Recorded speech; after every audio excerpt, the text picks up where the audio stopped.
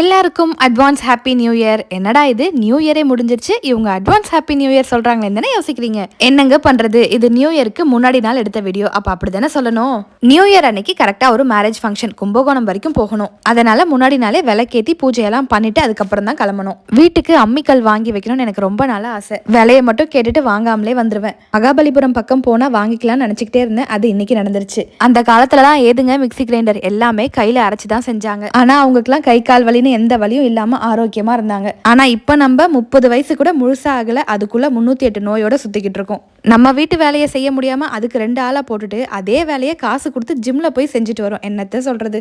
ஏதோ கருத்து சொல்றேன்னு உங்க கூட பேசிக்கிட்டே பாண்டிச்சேரி வரைக்கும் வந்துட்டோம். ஒரு நல்ல கடையா பார்த்து ஆளுக்கு ஒரு டீ குடிச்சிட்டு அப்படியே ஒரு நல்ல இடமா பார்த்து காரையும் பார்க் பண்ணிட்டு பீச் பக்கமா நடக்க ஆரம்பிச்சிட்டோம். இவ்வளோ கடைங்க, எவ்வளோ மக்கள், ஊரே ஒரு திருவிழா மாதிரி இருந்துச்சு.